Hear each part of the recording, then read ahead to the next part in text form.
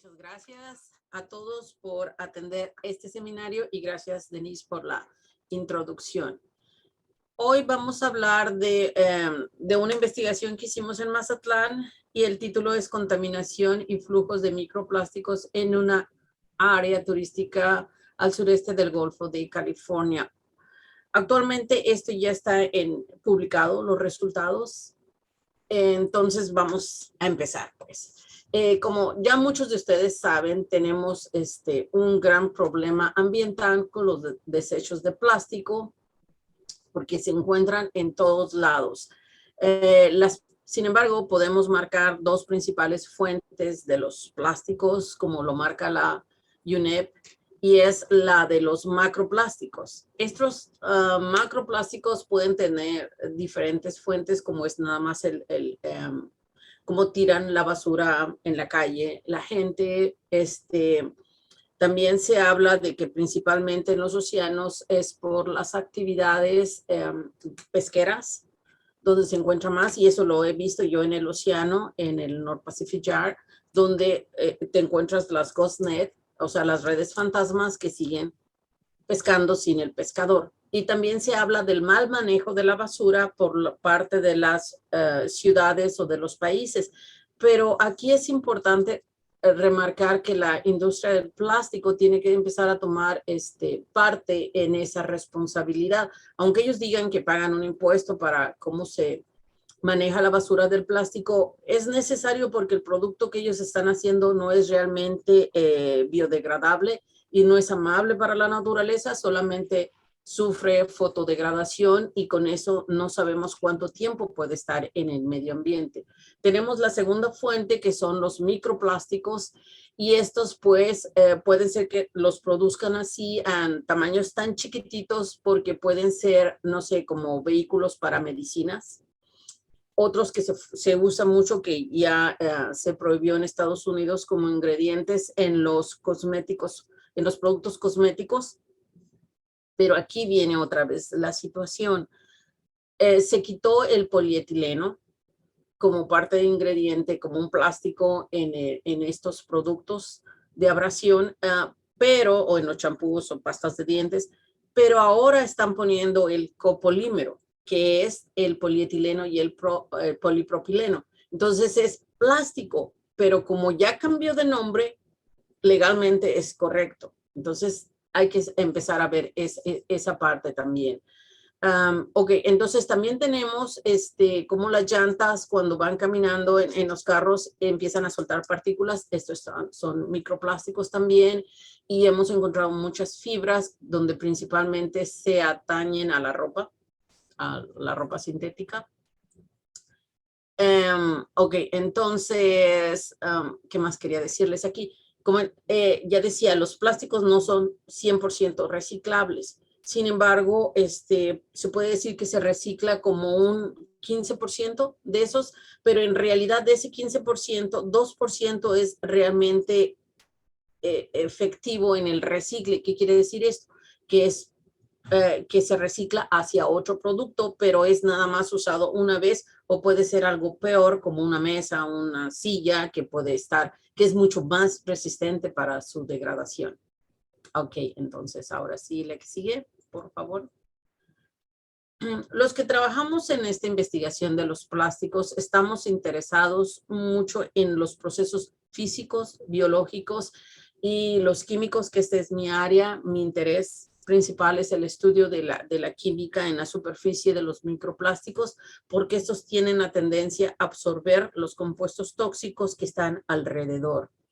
Y los procesos físicos, pues queremos entender qué es lo que pasa con la fragmentación y la degradación, donde en vez de incluir realmente la biodegradación, está la fotodegradación, la degradación mecánica, la hidrólisis, y que todo esto conlleva a un cambio en el tamaño, en la forma y cambios superficiales principalmente. Y los biológicos, pues claro, es relacionado con la ingestión y cómo se van incrustando los organismos en el plástico que hacen que cambie la densidad y también cambia sus propiedades superficiales. La que sigue, por favor.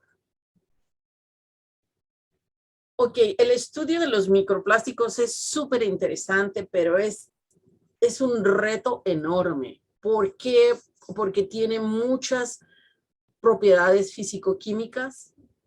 Entonces, complica mucho su estudio, tiene diferentes formas, tiene diferentes tamaños, diferentes tipos de plásticos, porque yo sé que ustedes han visto los triángulos en los productos de plástico y que tienen del número 1 hasta el 7.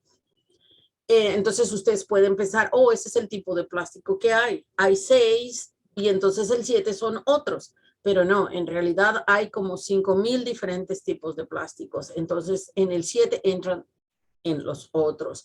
Pero no nomás es eso. Tenemos como 10,000 combinaciones de los plásticos, o sea, los copolímeros, lo que complica más la situación para identificar el problema de los plásticos o la fuente.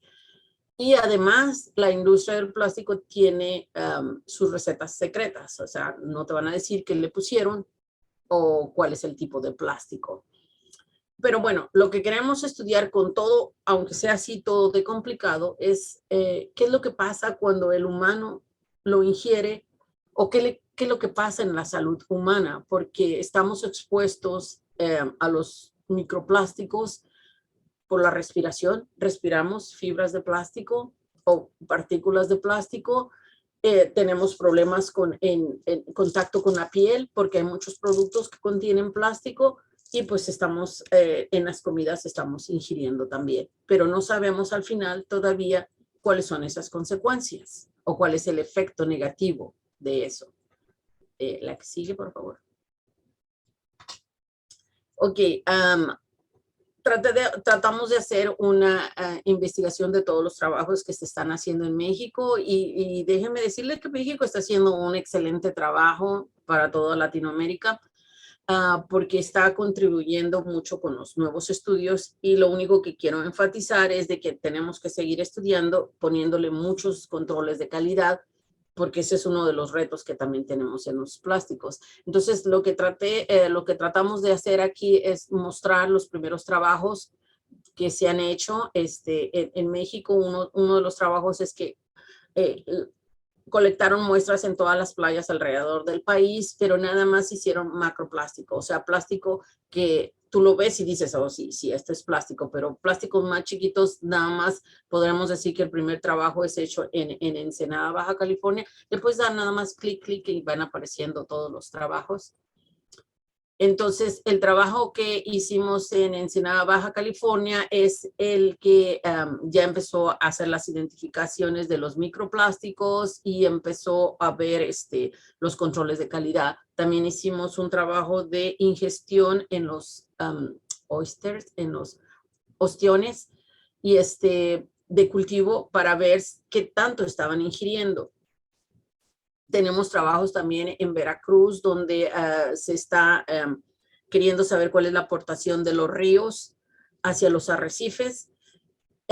Hicimos un trabajo en La Paz con una estudiante de doctorado de Italia donde analizamos las mantarrayas, el tejido para ver si habían ingerido microplásticos y entonces queríamos detectar los phthalates.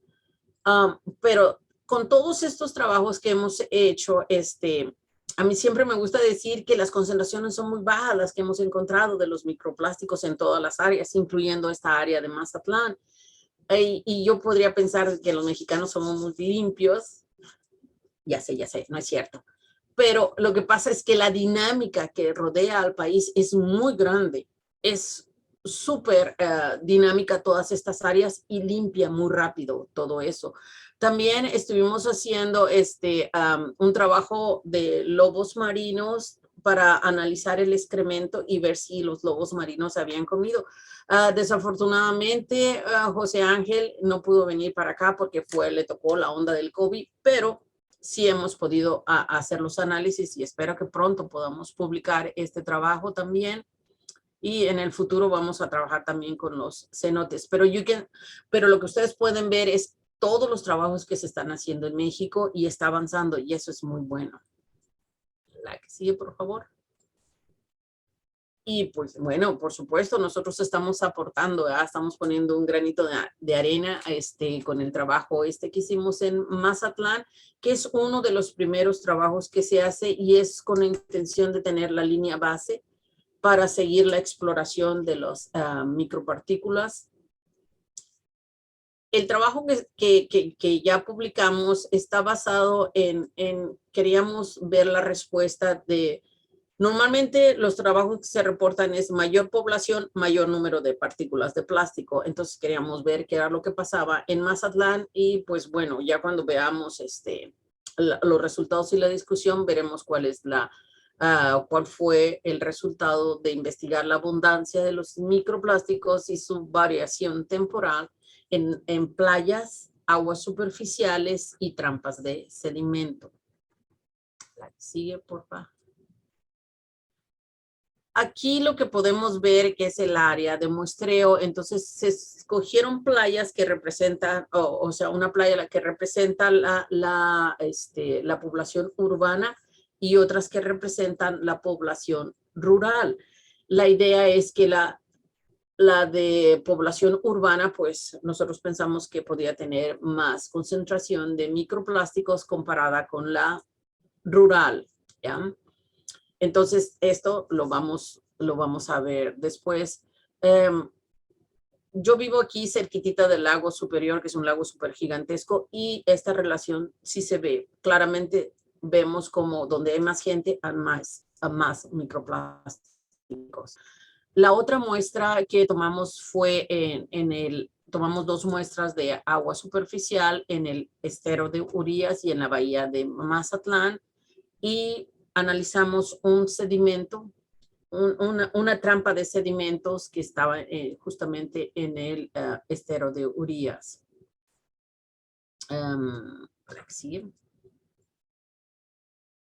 En cuanto a la metodología, lo que usamos fue la filtración en cascada. Usamos diferentes tamaños de cernidores para separar las partículas. Las buscamos a través del microscopio y también hicimos una separación por densidad usando el cloruro de sodio y el cloruro de zinc con 2 diferentes densidades para ver si flotaban los plásticos ligeros. Y todo eso también lo hicimos después, la colección de las partículas bajo un microscopio, que es mucho trabajo. Y para ver el análisis, o sea, separamos bajo un microscopio las posibles partículas de plástico. Entonces, para ver si realmente estas partículas eran de plástico, lo que hicimos fue analizarlas usando una Fourier transformada de infrarrojo, un espectrómetro, usando lo que llamamos la total refractancia atenuada o ATR. Lo único que hace es que usamos un cristal que presiona la partícula, o sea, le ponemos alta presión y entonces podemos introducir un poquito el infrarrojo y entonces las moléculas ya empiezan a moverse y entonces mandan la señal. En este caso, el cristal que usamos es de germanio, pero también podemos usar un cristal de diamante. Y con eso podemos comparar con la librería del instrumento y nosotros hicimos nuestra propia librería con estándares de plástico y con productos de plástico para ver la comparación con las muestras. Entonces aquí lo que ustedes pueden ver es un estándar y una muestra de polietileno y otra de poliéster, polietileno teraftalato. En la que sigue, por favor. Aquí lo que quise marcar con esta slide es que muchas de las fibras que encontramos no son plástico, son algodón, que es un polímero natural. Y también tenemos el problema de los plásticos o de las fibras semisintéticas, ¿sí? Entonces, inclusive el Nicolet tiene problemas con la librería que ya le escribimos a ellos diciéndole, está detectando como la celulosa como celofán y el celofán como celulosa y confunde al algodón también, ¿sí? Entonces, nosotros tenemos bien claro en nuestra librería, pero el tamaño de las partículas es súper chiquitito. Fácilmente podemos analizar 10 micras. Y si tenemos mucha suerte con la partícula, podemos analizar hasta 5 micras, que ya es bastante chiquitito. Entonces, de esa manera nosotros sabemos que es plástico o no la partícula. Ahorita Jorge les va a hablar de los resultados de las unidades que utilizamos, o sea, cómo reportamos las concentraciones que encontramos, cuál fue el tratamiento de los datos y un poco de su discusión. Gracias. Gracias, Lorena, por tu introducción y comentarios. Bueno, ahora habla Jorge Ontiveros. Aquí en esta diapositiva lo que les muestro son los resultados generales del artículo que publicamos este año sobre microplásticos en Mazatlán y zonas aledañas. Y bueno, lo que observamos es que se logró identificar microplásticos en todas las matrices, esto es, en el 79% de las arenas de playa, en las 2 muestras de agua superficial que se tomaron, una en el estero de Urias y otra en la bahía de Mazatlán, y en el 90% de las muestras de las trampas de sedimento. Estos desechos de plástico se clasificaron de acuerdo a su morfología o a su forma, como fibras y fragmentos, los cuales son considerados microplásticos de origen secundario, o sea que proceden de la fragmentación de plásticos más grandes. Ahora, en cuanto a su color, dominaron los microplásticos blancos transparentes, mientras que los polímeros más abundantes fueron el polipropileno, seguido del polietileno y el PET. También en esta diapositiva, ¿le puedes dar un clic, por favor? Uno más. 2 más. Ok, ahí está. Muy bien. Ahora en la diapositiva se observa las abundancias que encontramos en cada una de las matrices, siendo para las arenas de 4 a 36 microplásticos por unidad de área, que son los metros cuadrados. En el agua superficial, los valores en ambos sitios fueron muy similares, de 1.7 a 2 microplásticos por metro cúbico, y finalmente para las trampas de sedimento es donde observamos una mayor variabilidad y tenemos un mínimo en cuanto al flujo de 40 y un máximo de 782 microplásticos por metro cuadrado al día. Siguiente diapositiva, por favor. Sí, esa parte ya la mencioné. Ahí, muy bien. Bueno, en esta imagen que está en la parte superior del lado izquierdo, está en el eje X las diferentes estaciones donde se recolectaron las muestras de arena. Y estas muestras están separadas en 2 bloques, el del lado izquierdo que corresponde a los sitios rurales y el del lado derecho que es a los sitios urbanos. Ahora, el eje Y del lado izquierdo son las abundancias de los microplásticos por unidad de área, que dentro de la figura están representados por las barras negras, y luego el eje Y del lado derecho es las abundancias de los microplásticos, pero con relación al peso seco de la muestra de arena. Y dentro de la figura, esos valores se representan por las líneas grises. Bueno, lo más importante es que las abundancias de microplásticos fueron comparables entre los sitios rurales y los sitios urbanos.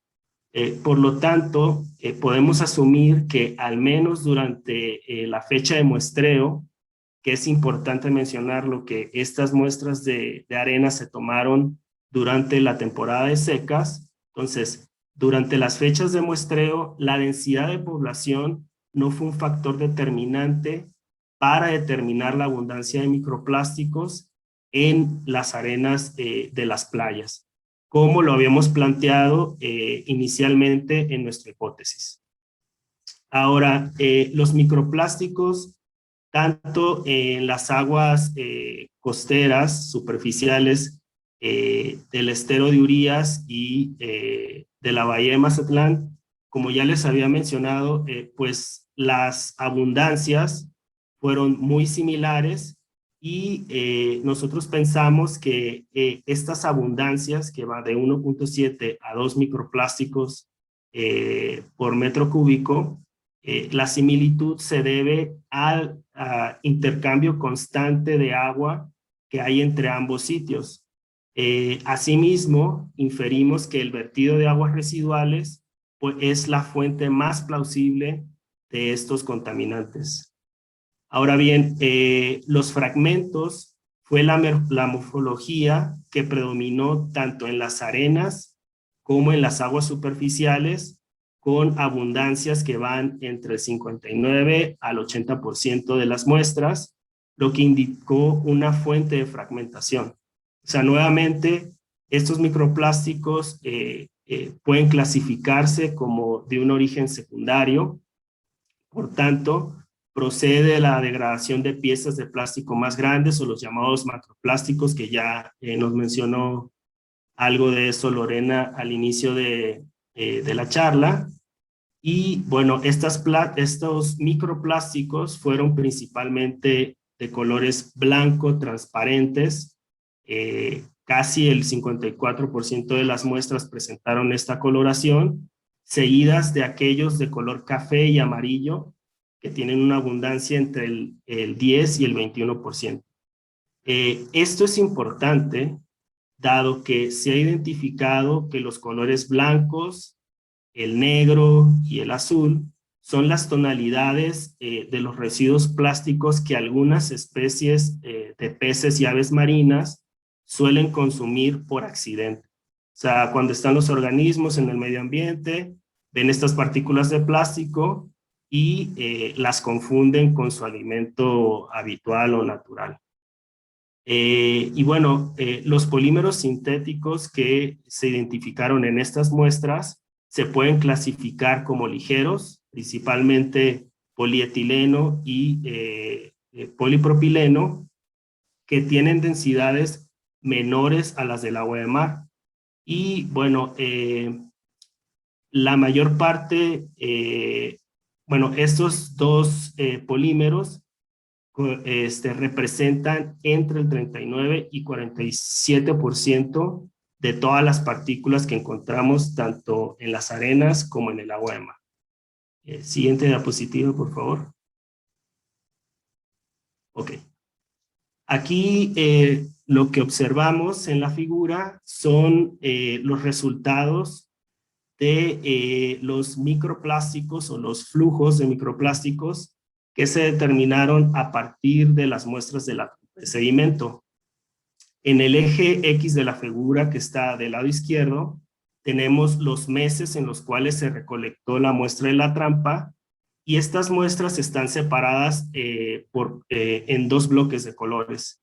Las que están en el área blanca corresponden a las muestras que se recolectaron durante el periodo de lluvias, en el cual el promedio en los flujos de microplásticos fue de 735 más menos 130 microplásticos por metro cuadrado por día, mientras que el bloque de color café, que son los meses de la temporada de secas, que van de febrero a junio, pues tenemos un flujo menor, que es de 406 más menos 117 microplásticos por metro cuadrado por día. Con relación a nuestra hipótesis original, los flujos de microplásticos dentro del estero de Urías fueron significativamente mayores durante la estación de lluvia en comparación con la estación de secas.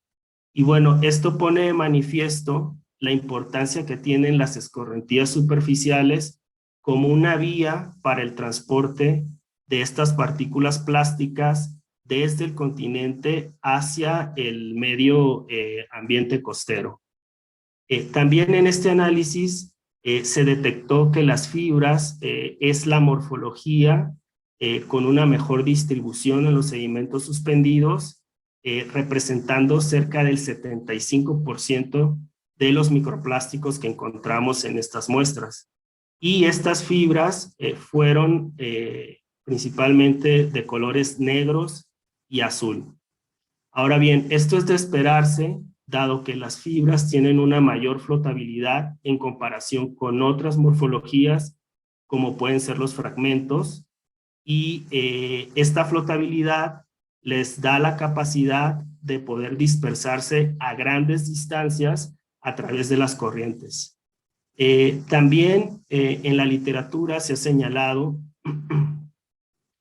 que el lavado de la ropa es una fuente muy importante de fibras sintéticas y que estas fibras son acarreadas a través de las aguas residuales. Y tocando el tema de las aguas residuales, debemos de tomar también en cuenta que la mayoría de las plantas de tratamiento de aguas residuales por lo general no incluyen procesos dentro de su operación que eliminen o remuevan a los microplásticos. Por lo tanto, también es común encontrar fibras sintéticas en los efluentes de aguas tratadas. Finalmente, en cuanto a la caracterización de los microplásticos en esta matriz, a nivel de polímero, se observó que la mayoría de las partículas son del tipo PET y de tipo polietileno, representando entre ambas cerca del 42% de los plásticos que logramos caracterizar. Y esto es importante porque indica el efecto que tiene la densidad de los microplásticos en su distribución espacial. Siguiente diapositiva. Y yo, okay, hasta aquí me quedo. Gracias.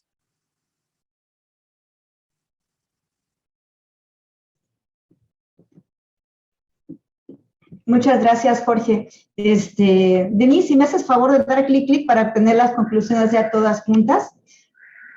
Gracias. Bueno, básicamente las conclusiones, a manera de resumen, en el caso de los microplásticos en arenas de playas, las abundancias promedio que se detectaron en las áreas rurales y urbanas en los alrededores de Mazatlán, pues fueron fueron comparables, no fueron significativamente distintas la abundancia de microplásticos en las arenas de playas. Respecto al agua, a los microplásticos dentro de las aguas superficiales, pues también encontramos que las abundancias, tanto en el estero de Urias como en las afueras, en la bahía de Mazatlán, pues tenían abundancias similares. Respecto a los flujos, que detectamos, perdón, hay un micrófono abierto por allí. Muchas gracias. Emisu Catalán, por favor, ¿podría cerrar tu micrófono? Gracias. Respecto a los flujos de las partículas de microplásticos que estuvimos determinando en la salida del estero del Infiernillo hacia el interior del estero de Urias, pues ubicamos que en la temporada de lluvias los flujos fueron significativamente más altos que durante las temporadas de secas. Y respecto a las fuentes potenciales de los microplásticos, asumimos que son las aguas residuales, la fuente más plausible, y que existe este intercambio constante entre la bahía de Mazatlán y el estero de Urias, y por eso es que son tan similares las abundancias encontradas. También, a partir del resultado de los flujos en la trampa, pues determinamos que la escorrentía durante la temporada de lluvias es un proceso súper importante que implica el transporte de los residuos plásticos desde las fuentes terrestres hasta el mar. La siguiente, por favor. El artículo que les estamos presentando, pues realmente tenía un periodo corto de análisis y también un número limitado de estaciones.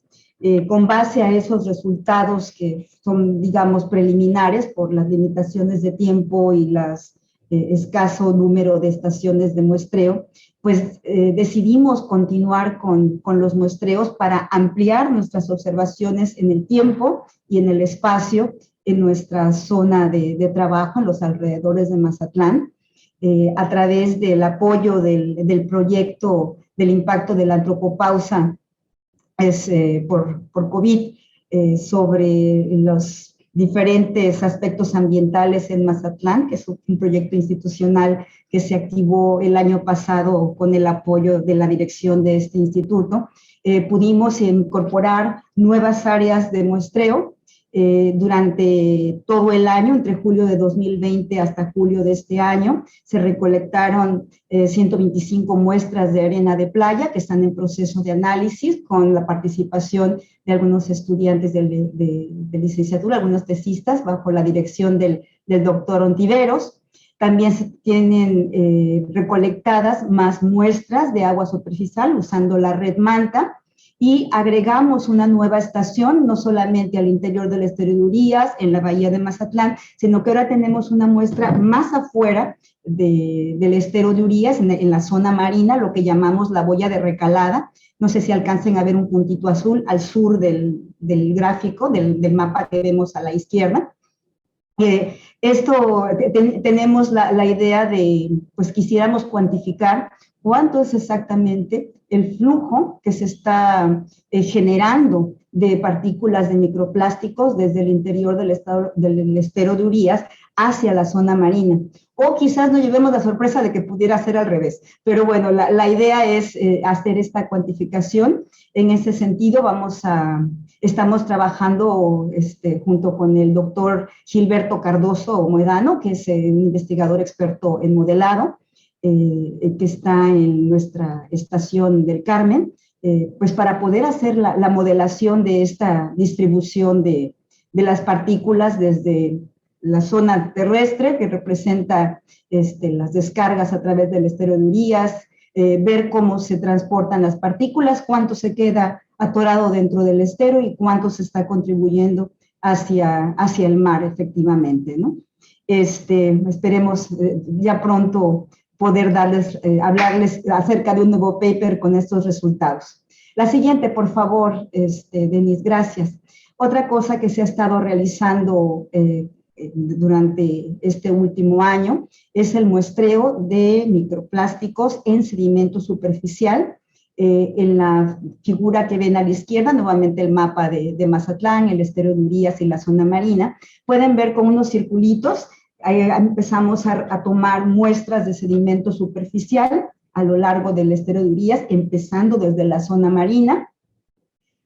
Los puntitos rojos que ustedes ven son muestras de puntos muy específicos que tenemos identificados como zonas más conflictivas en términos de contaminación. No sé si se alcance a ver, pero la estación 22 y 23, que están a la izquierda del mapa, representan las descargas del estero del Infiernillo, que ya había comentado el doctor Ontiveros y también la doctora Ríos, que son zonas que reciben aguas residuales sin tratar. Y tenemos hacia el interior, en la parte derecha, dos puntitos rojos, que son las estaciones 28 y 29, que son zonas donde se realizan actividades de tipo, por un lado, de tipo turísticas, o sea, de infraestructura turística, y hacia el interior, en la estación 29, tenemos alta densidad de población y también descargas de aguas residuales. Bueno, durante este tiempo hemos contado con el valioso apoyo de Sonia Torres. Ella es una estudiante de licenciatura del Instituto Tecnológico de Mazatlán. Los resultados preliminares que ustedes ven a la derecha son ya parte de su tesis y nos muestran las abundancias de microplásticos en los sedimentos superficiales. Y identificamos que efectivamente estas zonas, por ejemplo, la estación 22 y 23, son zonas que muestran concentraciones de microplásticos bastante más abundantes que el resto. Y de las estaciones esas mismas, 22, 23, en el gráfico que está en la segunda parte, la parte inferior, vemos también, bueno, voy a recomenzar. Estos dos gráficos que les muestro, uno de ellos es el primero de la derecha, el primero superior, está representando dos muestreos que se realizaron en dos periodos separados por 6 meses en las muestras superficiales de todo el estero de Urias. Ahora, en la parte inferior, en el siguiente gráfico de barras, lo que vemos son los muestreos mensuales de esas mismas, de las muestras de sedimento superficial, pero únicamente en las estaciones 22 y 23, porque queríamos tener una mejor resolución de la variabilidad temporal.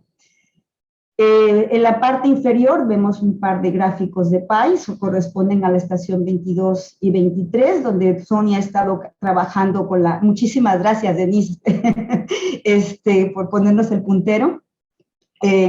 Aquí en estos gráficos de pastel, lo que nos está mostrando Sonia es que para empezar, la morfología más abundante de los sedimentos son fibras. Los fragmentos son bastante más escasos y de los tipos de fibras que ella ha estado encontrando, las fibras transparentes, las fibras negras y las fibras azules son las más abundantes. Y bueno, básicamente el resultado de que tengamos mayor abundancia de fibras es efectivamente lo que ya mencionaba Jorge, el doctor Ontiveros, el transporte de largo alcance que pueden tener las fibras en comparación con los fragmentos. La que sigue, por favor.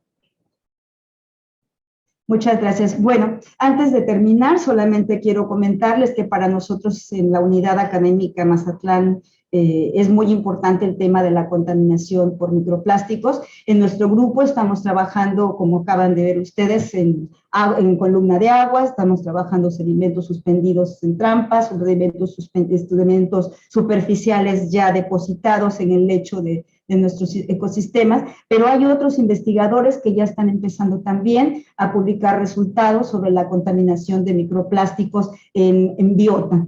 Yo les invito a que atiendan en el futuro cercano. Ahorita se me fue la fecha, pero tendremos la contribución de la doctora Gladys Valencia, que es uno de los investigadores que está en la Unidad Académica Mazatlán trabajando con microplásticos en biota. No me resta más que agradecer al financiamiento de muchas fuentes para poder continuar con nuestro trabajo y al invalorabilísimo apoyo de Sergio Rendón, de Benjamín Yáñez, de Santiago Pérez, de Raquel Briceño, de Humberto Bojorquez, de Germán Ramírez, de Carlos Suárez y de León Felipe Álvarez, que todos ellos han contribuido muchísimo aportando desde sus trincheras apoyo para que podamos seguir con nuestras investigaciones y publicando nuestros resultados. En esta diapositiva también pueden ver al final los correos electrónicos de los tres ponentes. Estamos abiertos a colaboraciones y a sus comentarios, ideas que puedan ser útiles para mejorar nuestra investigación. Y pues muchísimas gracias a todos por su atención.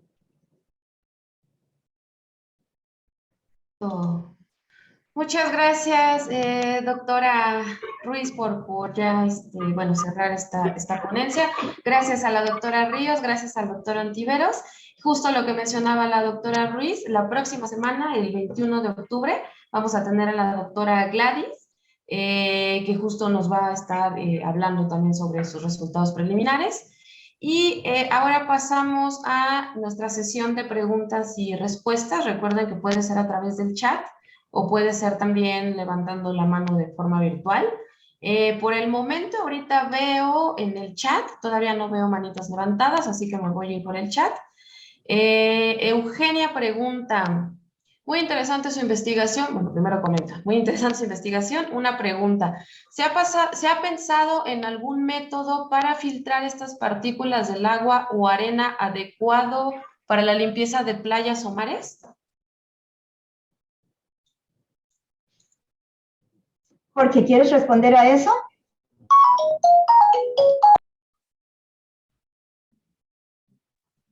Ahí está. Sí, Hola. doctor. Sí. Uno de los sitios de muestreo que incluimos en el artículo corresponde a Playa Gaviotas. Esta zona es una playa que tiene la clasificación, no recuerdo exactamente cuál es, pero de parte del municipio de Mazatlán se limpia de manera constante.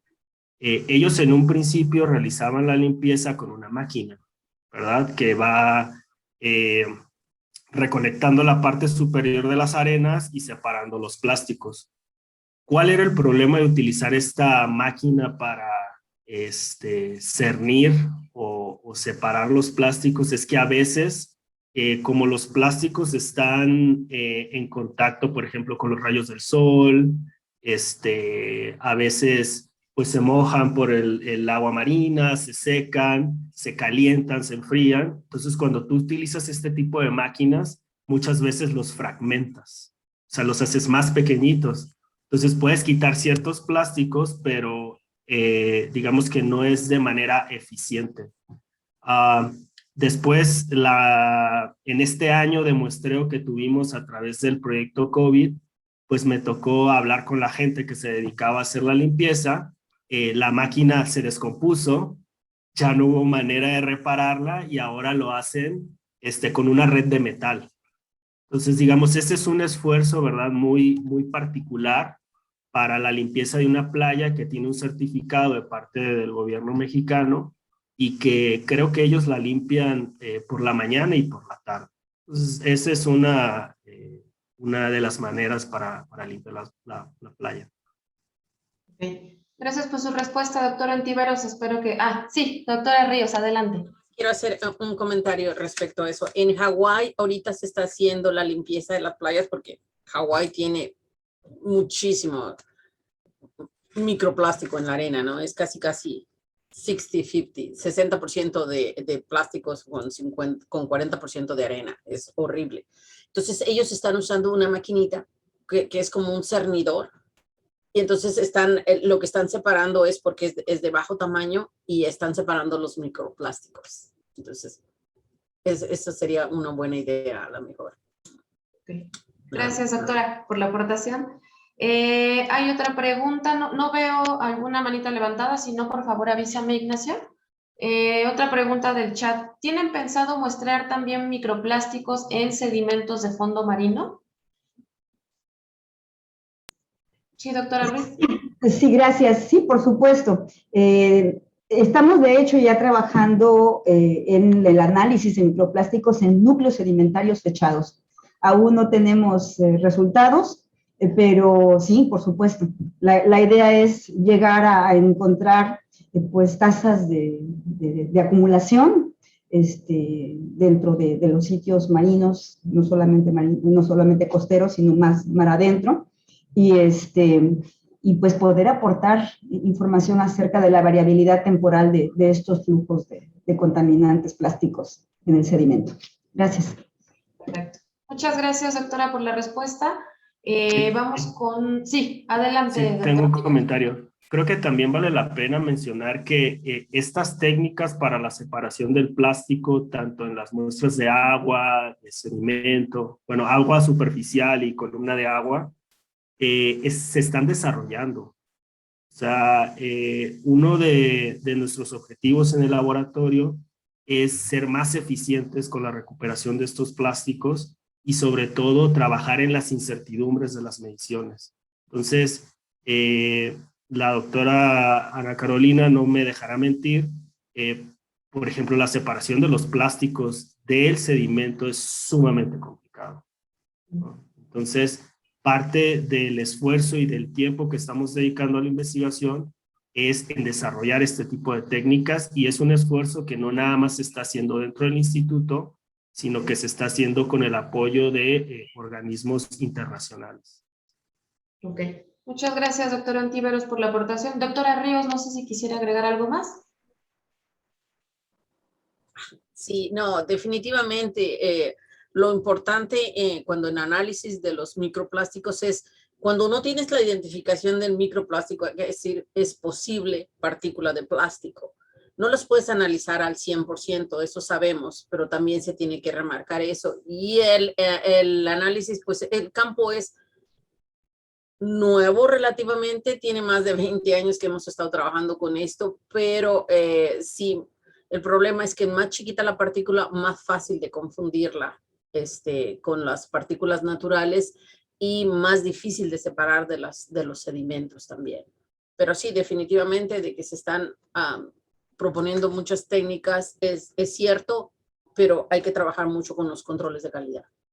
Saben que me da mucha pena, pero en unos 4 minutos me tengo que salir corriendo, nada más por si no me ven, es que me tuve que ir. Muchas gracias, doctora, lo entendemos, muchas gracias. Tenemos otra pregunta de Saraí González. No veo ninguna mano levantada, Ignacio. ¿Ves alguna que yo no alcance a reconocer? No, ninguna, puras preguntas Okay. en el chat. Seguimos entonces en el chat.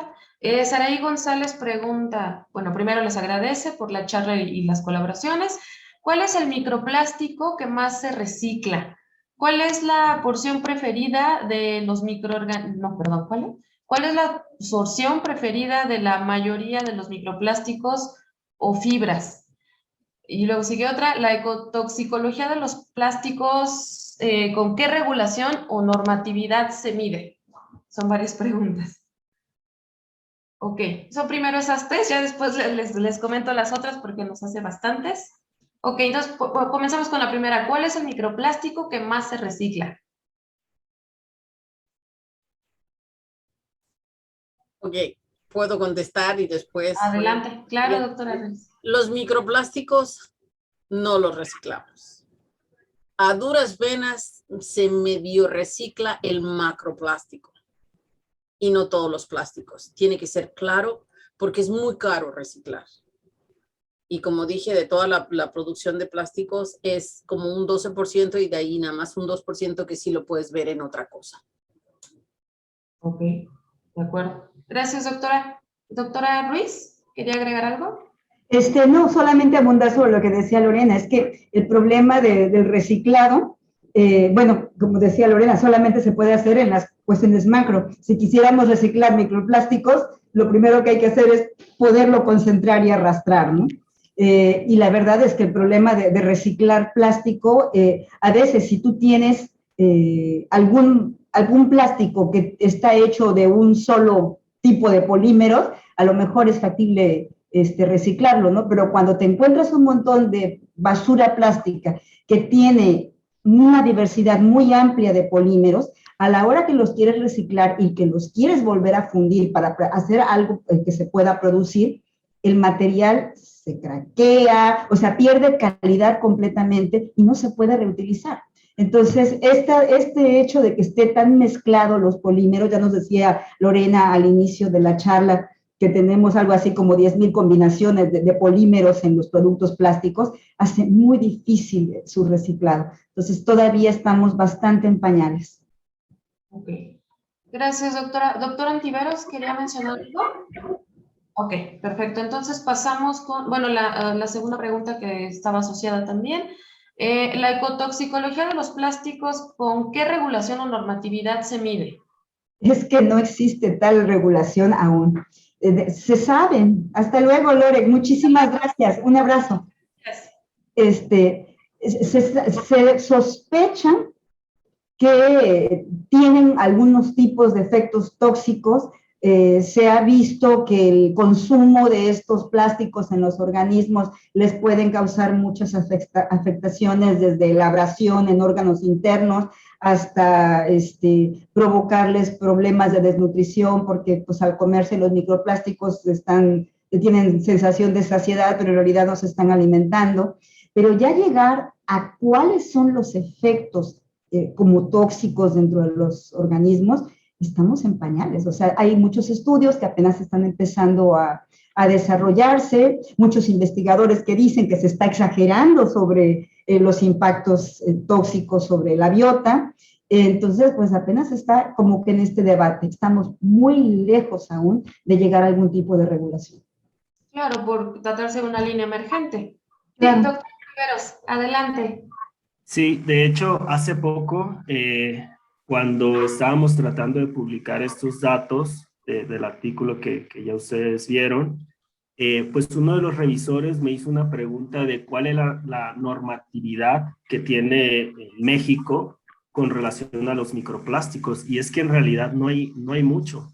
O sea, hay un par de propuestas, la mayoría de las propuestas con relación a los plásticos, pues está en estos temas que ya son muy discutidos, ¿no? Del plástico de un solo uso, para bolsas de supermercado, etcétera. Pero ya con relación a los microplásticos no lo hay.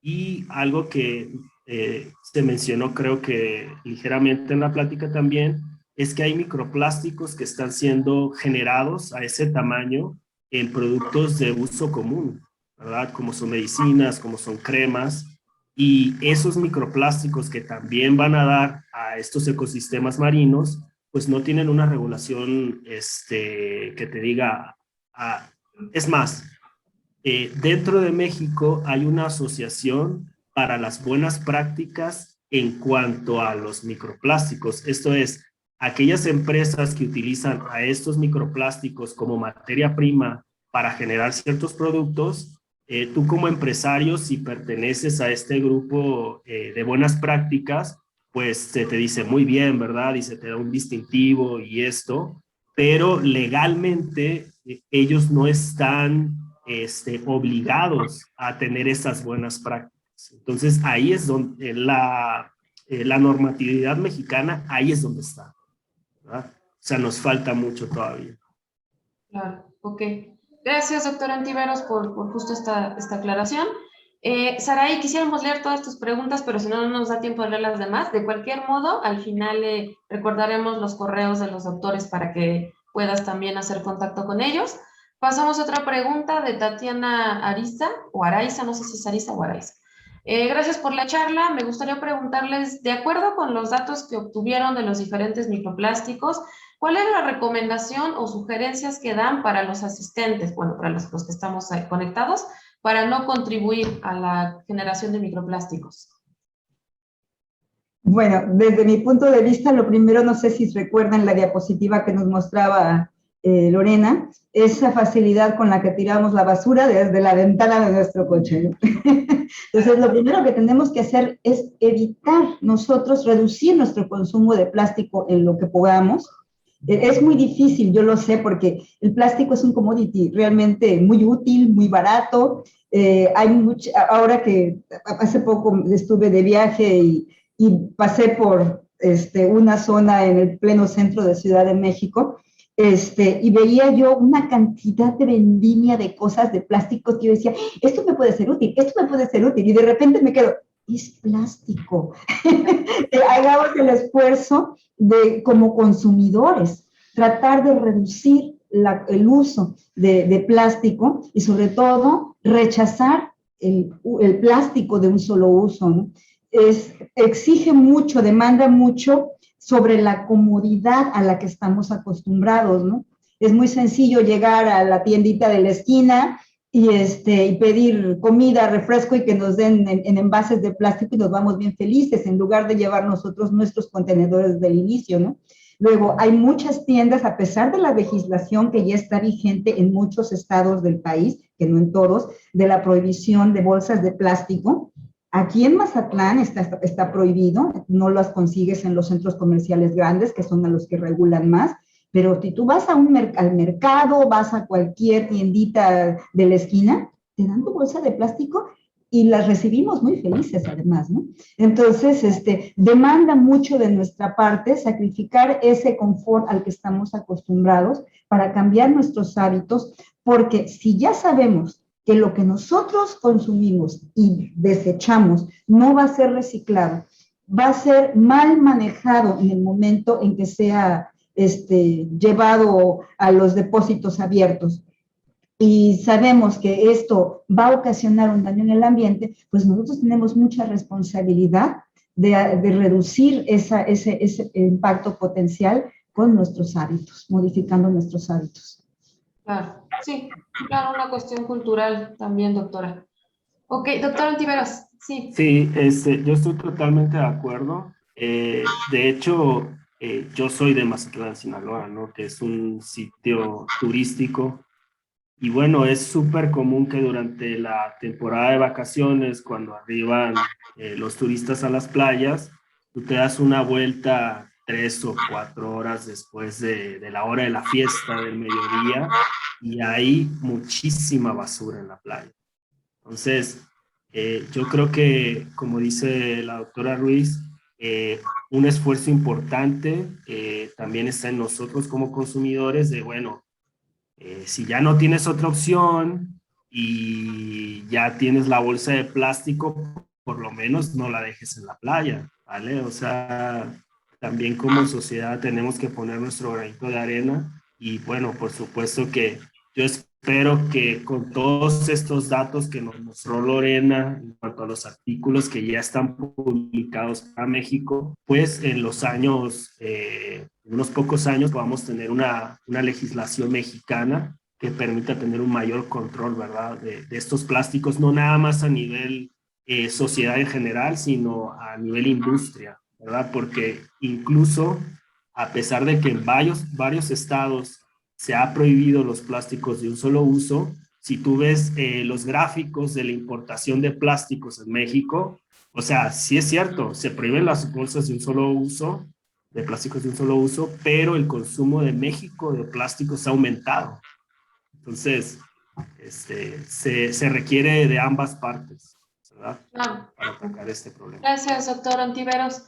Perdón, antes de cambiar de pregunta, quisiera hacer un comentario un poco a lo mejor inocente, pero relacionado con lo que decía el doctor Ontiveros sobre eso de que te quedas con la basura en la playa y luego no sabes qué hacer con ella, en la playa o en la calle, ¿no? Yo recuerdo mucho cuando era niña, estaba en la escuela primaria, nos decían nuestros maestros, y eso era recurrente, cuando tengan un papel en la mano y no encuentren una papelera, que esto es muy común además en Ciudad de México, no encontrarte una papelera donde depositar tu basura, te lo metes en el bolsillo y te lo llevas a tu casa. Entonces, quiero volver a esa recomendación de hace 50 años, bueno, sí, 50 años, si vamos a una playa o vamos a cualquier lugar y tenemos basura en la mano y no tenemos un bote, por favor, llévenlo a su casa. Sé que es una lata, pero empecemos por ahí. Creo que es algo muy simple con lo que podamos hacer.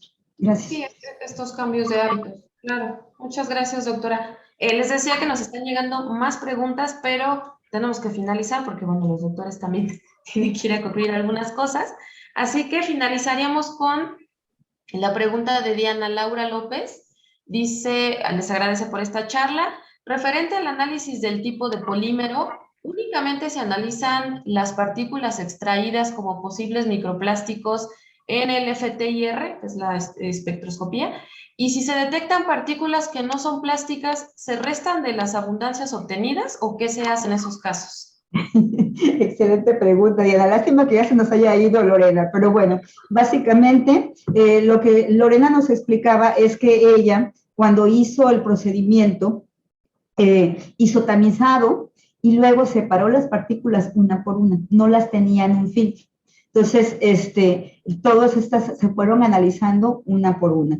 Y efectivamente, o sea, lo que se reporta no lo puedes restar porque algo que nos explicaba la doctora Ríos es que es imposible medir todas las partículas que extraes. O sea, hay muestras, no sé si recuerden, por ejemplo, cuando hablábamos de los análisis de la trampa de sedimentos, ¿no? Muestras que pueden tener hasta 100 partículas de microplásticos en una sola muestra. Y si tienes que analizar, no sé, 20, 50 muestras, multiplícalas por 100, entonces eso es un tiempo realmente enorme de análisis y bastante costoso, ¿no?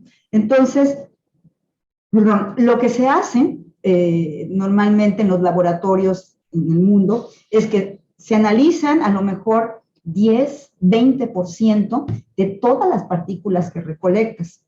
Pero entonces eso quiere decir que tú no puedes restarle aquellas partículas que resultaron no ser plásticas. Lo que se hace es reportar de mis muestras, de mi población analizada por polímeros, yo detecté que el 10% son falsos positivos.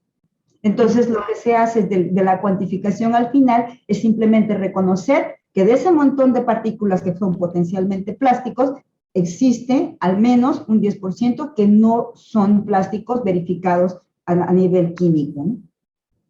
Ahora, existe también con este equipo la posibilidad de que si tienes la muestra en un filtro, pues lo pones a mapear sea, en lugar de hacer este análisis que hace la doctora Ríos, que es ir partícula por partícula con el ATR, hacer un barrido muy superficial que no te permite entrar a toda la composición de los polímeros, sino a lo que se esté en la superficie. ¿Se recuerdan que hace un momento les decía yo que hay muchos productos plásticos que tienen diferentes capas de polímeros, son mezclas de polímeros, pero es que no es que estén mezclados así revueltas, sino que van haciendo, le pongo una capa de, no sé, a lo mejor de poliamida y encima le pongo una de polietileno, ¿no?